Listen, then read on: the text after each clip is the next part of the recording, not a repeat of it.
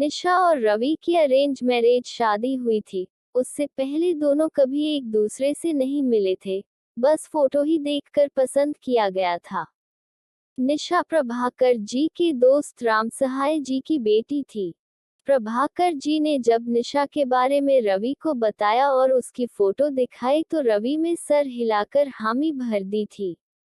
और हामी करे ही क्यों ना, निशा थी ही ऐसी जो भी देखे देखता रह जाए।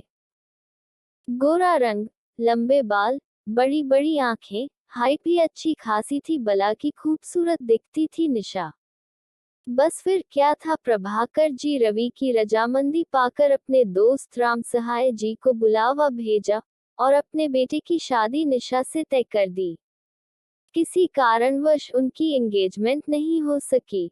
शादी की तारीख 2 महीने बाद की निकली थी। 2 महीने का समय कैसे निकल गया पता ही नहीं चला। देखते देखते शादी का दिन भी आ गया। शादी हुई और निशा हर लड़कियों की तरह अपनी आंखों में सपने सजाए ससुराल की दहलीज पर पहुंच गई। लेकिन उसके बाद में एक ही डर हमेशा बना रहता था, मेरा पति कैसा होगा, मेरी सास कैसे होगी। सब सोचते सोचते सारी रस्मों को निभाकर अपने कमरे में पहुंच गई। डरी सहमी सी निशा बेड पर एक कोने में सिमट कर बैठ गई। दरवाजे पर आहट सुनकर निशा खड़ी हो गई। रवि ने देखा निशा परेशान है, तो उसने निशा का हाथ पकड़कर बैठकर बैठाया और उसे पानी पिलाया। फिर पूछा, क्या हुआ, तुम इतनी डरी सहमी सी क्यों हो?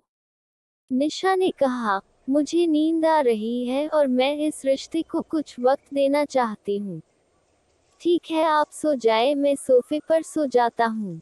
निशा गहरी नींद में सो गई और रवि उसे निहारता हुआ वही सो गया। सुबह जब सासू माँ निर्मला जी की आवाज से निशा की खुली तो उसने देखा रवि वही सो गया है। निशा जल्दी से उठकर देखा तो घड़ी में 9 बजे बज रहे थे। जल्दी से बाथरूम में गए, फ्रेश हो नहा धोकर बाहर आए और निर्मला जी के पैर छूकर बोली, वह मम्मी जी सॉरी, मुझे यह रात को देर से नींद आई थी, इसलिए मैं सुबह नहीं उठ पाई और मुझे इतनी जल्दी उठने की आदत नहीं थी। सॉरी मम्मी जी, आगे से ऐसी गलती नहीं होगी।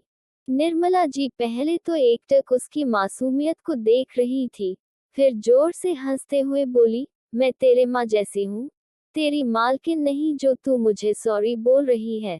तुम मुझे अपनी माँ ही समझ, तू मेरी बेटी जैसी है। मैं तेरी माँ तो नहीं हूँ, लेकिन बनने की कोशिश जरूर करूंगी। इतना सुनकर निशा निर्मला जी के गले लगकर बोली, मम्मी जी आप मेरी माँ से बढ़कर हैं।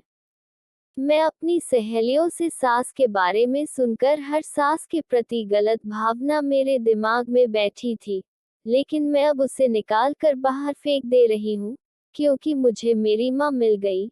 रूम के दरवाजे पर खड़ा रवि यह सब देखकर खुश हो गया और आकर अपनी माँ और निशा को गले लगा लिया।